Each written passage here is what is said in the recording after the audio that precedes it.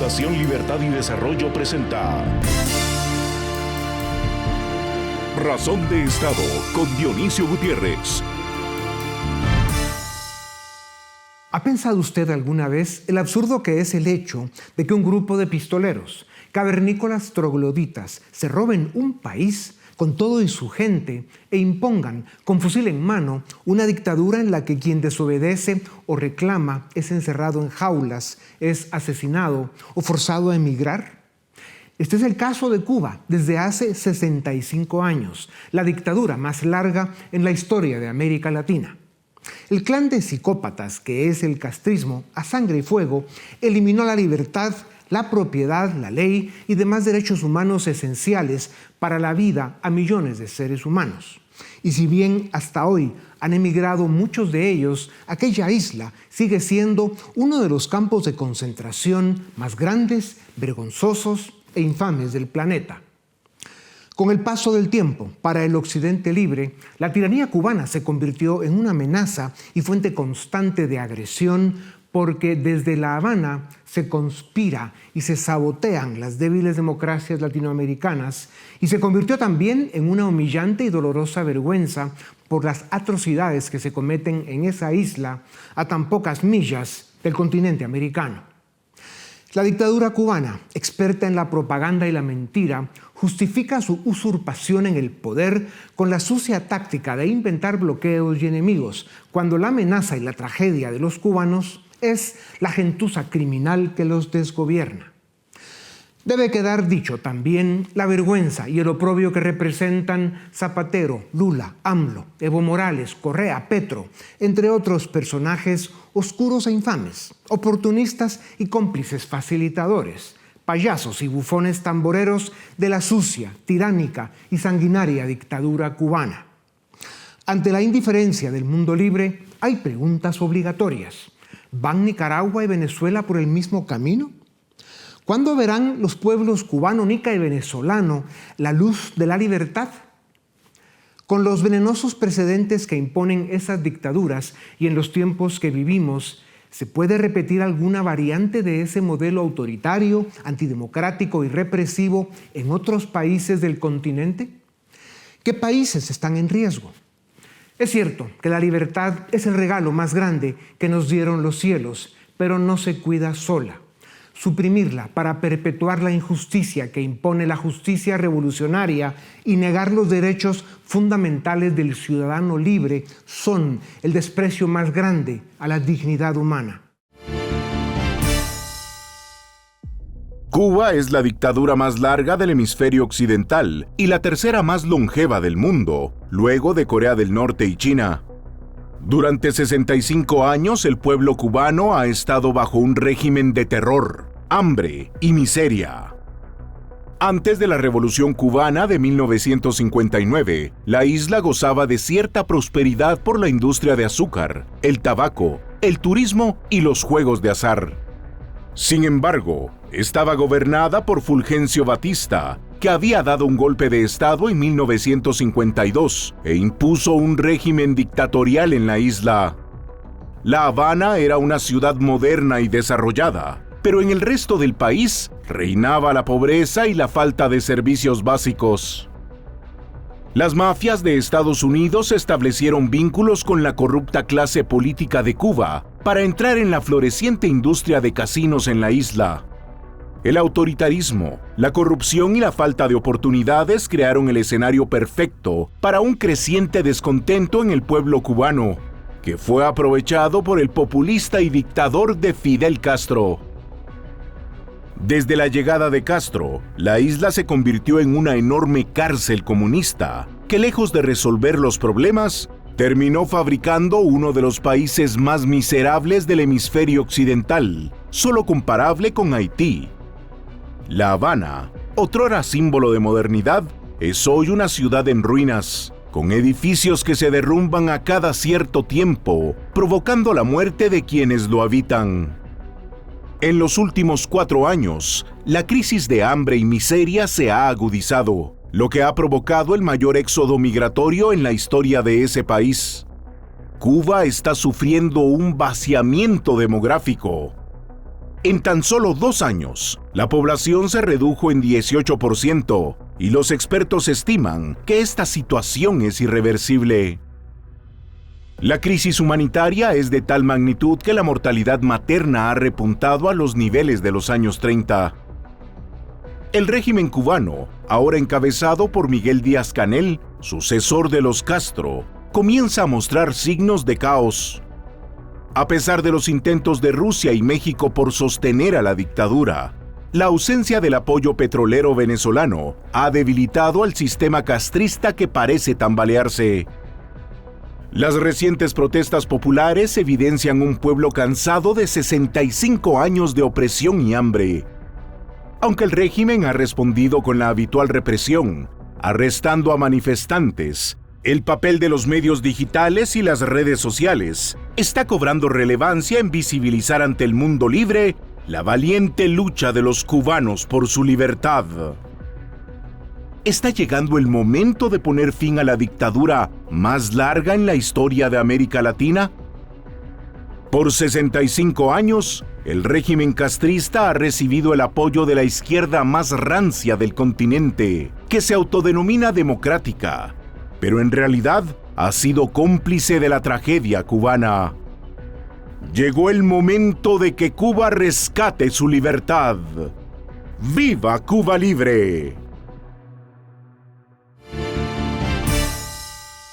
65 años de comunismo tiránico, la dictadura más larga en la historia de América Latina, fuente de amenaza hasta hoy para las democracias en nuestro continente, una tragedia olvidada y vergüenza para el mundo libre. Cuba, una de las islas más hermosas del planeta, convertida desde hace más de medio siglo en cárcel, en campo de concentración y cámara de tortura. Para conversar sobre Cuba y el drama de un pueblo que lleva más de 6 décadas clamando libertad, les presento a Juan Claudio Lechín, escritor boliviano galardonado con el Premio Nacional de Novela en 2004 en su país, economista de la Universidad de Boston. Además de sus libros, ha escrito artículos para media docena de medios en el continente y es catedrático universitario. Juan Carlos, bienvenido a Razón de Estado. Después de 65 años de dictadura comunista, pocos hablan de la tragedia humana, política y de derechos humanos que representa la horrenda tiranía de La Habana. ¿Por qué el mundo libre se olvidó de Cuba? Hay un registro extraño en el mundo y quizás se deba a que la Segunda Guerra Mundial la ganan los aliados con los comunistas soviéticos, y los comunistas soviéticos hacen una profusa propaganda en los sectores académicos y artísticos, y logran construir no solamente una narrativa, es un error verlo solamente como una narrativa, sino como una cosmovisión. La cosmovisión de casi todas las academias de ciencias políticas, de filosofía, de sociología del mundo, incluso Harvard y MIT y Princeton, tienen raigambre marxista y tienen una base en toda la propaganda que hizo la Unión Soviética con sus partidos comunistas en el mundo entero. Mira, encima de la tiranía, Cuba atraviesa un momento de debilidad sin precedentes. Crisis energética, huracanes y terremotos, las consecuencias humanitarias están siendo devastadoras. Aún así, el pueblo cubano está saliendo a protestar como no se veía desde 2021. ¿Se puede hablar de esperanza esta vez? ¿Tiene la tiranía castrista los días contados? Yo personalmente no creo. Es una hermosa esperanza. Yo quisiera que así suceda por el bienestar del pueblo de Cuba, de los millones de exilados, de los miles de presos que hay en Cuba y de la conciencia planetaria. Sería una maravilla que Cuba vuelva a la libertad. Pero en cuanto a los apagones de luz, es un viejo recurso que desde los años 60 usaba la tiranía cubana para hostigar y estresar al pueblo cubano y finalmente domeñarlo, domesticarlo o obligarlo a que se vaya. En el caso de Cuba, desde hace 2 años, han habido 2 millones de salidas de Cuba y todos con destino, o la gran mayoría con destino a Estados Unidos, y ahí se produce la verdadera razón de toda esta maldad cubana que utiliza los apagones, el crimen callejero, los cortes de agua, la represión para obligar al pueblo a salir, ahí se produce la verdadera renta de la dictadura. Sí. Porque estos 2 millones salen hacia Estados Unidos y luego mandan remesas. Ese es uno de los artilugios que descubrió Fidel Castro para recibir plata sin necesidad de desarrollar una economía. Terrible. Raúl Castro, el heredero de Fidel, tiene 93 años y va de salida. Coronaron a Díaz-Canel, otro que no sirve para nada más que robar y reprimir. Se habla de conflictos y luchas de poder dentro del régimen castrista. ¿Es cierto? ¿Qué sabes? Mira, sin duda hay conflictos dentro del régimen castrista. Yo considero al régimen de Cuba como una transnacional político-militar. Es una estructura militar. El hecho que ponga un civil como Díaz-Canel de presidente es una cosa absolutamente ridícula, que él tenga algún nivel de poder. Quienes manejan Cuba es las Fuerzas Armadas de Cuba. Y sí, ciertamente tienen que haber problemas internos porque el ser humano busca el poder, hay roces, hay todo tipo de... Pero pienso que han ido estabilizando esa tiranía en una organización que no se ve, como mucha gente no ve la intervención cubana a nivel mundial. La Unión Soviética en su día y luego la dictadura chavista mantenían a la tiranía en La Habana. Todos quebraron. La Unión Soviética se desplomó por inservible y a Venezuela el chavismo la destrozó. Ahora es el populismo de izquierda de Morena en México el que está dando limosna a Cuba, que está quebrada.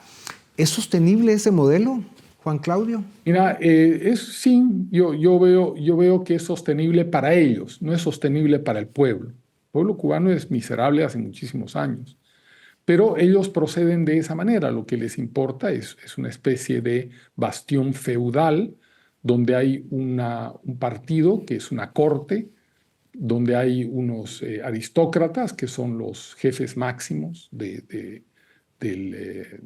los ministerios, de las Fuerzas Armadas, de inteligencia, y después está el buen pueblo, ¿no? que sale, protesta, se queja, pero ha sobrevivido hasta ahora porque es importante entender que esta transnacional político-militar hace tareas de mercenarios. Entonces, alquilan sus servicios y ahorita están en Bolivia, están en Nicaragua, están en Venezuela. No han dejado de infiltrar a Estados Unidos a través de los mismos cubanos, el 2 millones de cubanos que han entrado a Estados Unidos. No nos quepa la menor duda que adentro hay militantes muy bien formados que han ayudado a esta ofensiva que se ha producido en Estados Unidos recientemente en los sectores estudiantiles. De hecho, hay pruebas que algún dirigente puertorriqueño que han agarrado era un muchacho que fue formado en La Habana recientemente. Llevas años investigando la influencia de Cuba en la región latinoamericana y en tu libro Las máscaras del fascismo abordas el autoritarismo en América Latina. ¿Cuántos países han sufrido los embates del comunismo cubano para imponer gobiernos afines, dictaduras con fachada democrática y narcoestados? Ahí están Chávez en Venezuela, Evo Morales en Bolivia, Correa en Ecuador, Castillo en Perú y tantos otros. Mira, todos los países. Es un poco como la guerrilla de los años 60.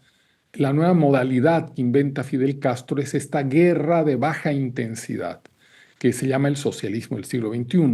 Entonces, cambian al guerrillero heroico de aquellos años, de los años 60, por el abogado y el movimiento social. Entonces, hacen una parodia muy al estilo de Hitler y Mussolini, de en lugar de tomar el poder por vía de la violencia, como era el registro comunista, una guerra santa, revolucionaria, la toman por vía de la democracia, muy parecido al fascismo. Por eso yo denomino este modelo como del socialismo del siglo XXI como fascicomunismo, que es la toma del poder absoluto bien por la vía armada, bien por la democracia. Para concluir, Juan Claudio, te agradezco respuesta breve. Con los cambios en la potencia del norte, la diáspora cubanoamericana de la Florida nunca había tenido tanto poder como ahora lo tendrá en la Casa Blanca. El próximo secretario de Estado es de origen cubano.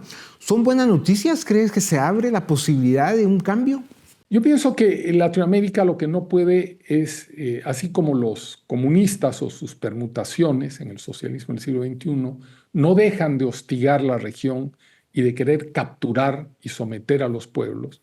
Yo creo que nosotros, la gente que busca la libertad en el continente, no podemos frenarnos ante ninguna circunstancia para intentar ayudar, aproximar, alentar al nuevo gobierno de ser verdaderamente riguroso y feroz con respecto a Cuba y a Venezuela, con lo cual creo que desarmaríamos inicialmente esta ola empobrecedora, malvada, triste, canalla que ha invadido América Latina desde la subida de Chávez. Yeah. Como está sucediendo en Venezuela, que todos se quieren ir después del último atropello de la tiranía chavista, desde Cuba también se escucha, ya lo decías, que muchos jóvenes cubanos están buscando emigrar. Es fácil decirlo desde aquí, pero si quieren volver a ver la libertad en su país, la batalla se debe dar desde dentro. Si no son los jóvenes, ¿quiénes la dan? Solo el pueblo salva al pueblo. Juan Claudio, muchas gracias por tu tiempo. La democracia sin desarrollo económico se desploma, fracasa, cae en manos de piratas, populistas y tiranos.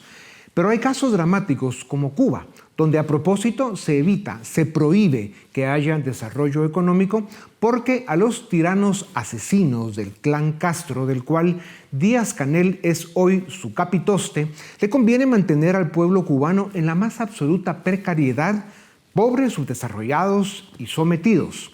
La propiedad no existe y la libertad menos. Eso es el socialismo populista, eso es el comunismo. Los títulos que dan déspotas y sociópatas al sistema que hace de naciones que debieran ser libres fincas de esclavos. Para conversar o para seguir conversando sobre el drama que vive el pueblo cubano, les presento a Magdiel Jorge Castro, periodista cubano y activista de derechos humanos. Trabaja para el medio digital CyberCuba y es colaborador de la Foundation for Human Rights in Cuba. Magdiel Jorge fue expulsado de Bolivia, donde residía, por el gobierno del socialista, populista y autoritario de Luis Arce en 2023 y se encuentra exiliado en Europa. Magdiel, bienvenido a Razón de Estado. ¿Cómo describes la situación actual en Cuba después de 65 años de tiranía, pobreza y opresión, a lo que se sumaron recientemente 2 huracanes y algunos temblores? Se habla de una grave crisis humanitaria. La situación es crítica. Es crítica porque a la crisis económica, que es crónica en los últimos 60 años, no ha habido un tiempo donde hay abundancia, se le han unido otros factores que han hecho que este tiempo sea especialmente difícil para los cubanos, ¿no? En el primer caso, un vacío enorme de liderazgo dentro del Partido Comunista. No hay un líder, no hay una figura que despierte simpatía en la población, no hay una figura que levante un poco el ánimo a los cubanos. Y en el segundo lugar, y no menos importante, una crisis energética agravadísima con una falta de combustibles total y además una obsolescencia general de lo que es el sistema eléctrico y las termoeléctricas de la isla. Desde hace mucho tiempo el mundo dejó de hablar de Cuba. Aquello se acepta como parte del paisaje, una isla convertida en cárcel de esclavos, sin libertad, sin vida, sin futuro. ¿Por qué? Es bastante triste. Yo creo que en algún momento las naciones tendrán que pedirnos disculpas por normalizar el caos y normalizar la falta de derechos en Cuba, ¿no? Yo creo que todavía he viajado en algunos países de América Latina y hay todo un romanticismo de un sector político, normalmente casi siempre un sector afiliado a la izquierda, que ve todavía en Cuba como ese depositario de todas sus frustraciones, como esa revolución épica que vino a romper un modelo a los que ellos detestan, ¿no? Pero la realidad contada por los más de 1 millón de exiliados que han salido de mi país en el último éxodo, el más grande de la historia de la nación, es que no funciona, no ha funcionado y que ha sumido a mi país en el caos y en la crisis humanitaria más grande que creo que en estos momentos junto a Venezuela tiene América Latina. A todos estos románticos, como tú los describes, que más son una pila de ignorantes, de malintencionados, de gente muy torpe, habría que mandarlos una buena temporada a Cuba para que vean lo que es bueno, ¿no? Y vamos a ver si aguantan 24 horas. Magdiel, dirigentes, gobiernos, ONGs y organizaciones de toda índole, en especial de izquierda, critican con tambores y trompetas de protesta cualquier exceso de los gobiernos de derechas, aunque sean democráticos, pero de Cuba pocos dicen casi nada. ¿Por qué la doble moral? Es una doble vara muy interesante porque yo lo primero que me gustaría decirles es que si estuvieran en Cuba no pudieran hacer uso de esos derechos que tanto utilizan en América Latina con los sindicatos que son muy activos protestando en las calles, o las agrupaciones feministas que son muy activas también reclamando sus derechos y sus reivindicaciones. En Cuba estarían todos presos. En Cuba ni hay libertad sindical, ni hay libertad de manifestación, ni tan siquiera pueden agruparse por afinidades políticas o de cualquier otra índole. A mí me cuesta comprender esta doble vara que tiene la izquierda en la región, que no quiere para los cubanos los derechos que ellos disfrutan en las democracias liberales, que pueden ser muy imperfectas, pero en la que gozan de derechos políticos, y los vemos todos los días en América Latina manifestándose libremente en las calles de la región, mientras en mi país por tocar una cacerola hay personas que están encarceladas incluso a más de 10 años de prisión. Sí. Después de tantos años de comunismo, represión y asesinatos, llegan con más fuerza a un país débil y destrozado huracanes más potentes que provocan apagones y más crisis sobre la crisis permanente. Hemos visto de nuevo protestas populares que no ocurrían a pesar de lo difíciles y perseguidas que son, como decías. Desde el 2021 no se miraban algunas de estas protestas. ¿Ves cambios en la actitud de los cubanos ante el régimen en los últimos meses? ¿Hay alguna esperanza de que salga un movimiento que realmente pueda provocar algún cambio? Yo creo que ha dicho algo muy importante. Hay un cambio en la actitud de los cubanos, no hay un cambio en el régimen. El régimen no ha movido un milímetro en el aspecto de las libertades políticas. Sin embargo, los cubanos han comenzado a responder diferente. Desde el 11 de julio del 2021 no ha habido un solo año, un solo mes que los cubanos no reporten protestas desde la isla. Y yo quiero ser muy enfático. Cuando en Cuba se protesta, no se puede tener la lectura de una protesta normal en América Latina, porque Cuba está bajo un estado totalitario de corte estalinista, donde la protesta social es prácticamente un suicidio desde el punto de vista social y político. Y ver a esos cubanos que han protestado reiteradamente, no solamente por las condiciones de vida, porque los gritos son claros y enfáticos de libertad, democracia, a mí me llena de mucha esperanza. La Fiscalía de la Tiranía de Díaz-Canel sacó un comunicado informando de la detención de personas en las protestas. Ya decías por qué, por sacar una cacerola. ¿Qué se sabe de los nuevos presos políticos? ¿Cuántos suman ya? Bueno, según Prisoner Defenders, una organización independiente que se dedica a monitorear este tipo de encarcelamiento y más, en estos momentos hay 1.102 presos políticos en Cuba, sometidos a condiciones muy críticas, porque si la vida en aparente libertad en la isla es difícil, no quiero yo imaginarme cómo son las prisiones políticas en Cuba. Como cubano, periodista y activista en el exilio, debe ser triste, frustrante y doloroso para ti ver que pasan los años y tus paisanos, tu país, la isla que te vio nacer, siguen sin saber ni sentir lo que es la libertad y todo lo que con ella se puede hacer. Desde esta tribuna puedes dar por seguro, como lo hemos hecho siempre, seguiremos luchando por la libertad de los cubanos. Gracias por tu tiempo, Magdiel. A ustedes también gracias por acompañarnos una vez más. Esto es Razón de Estado.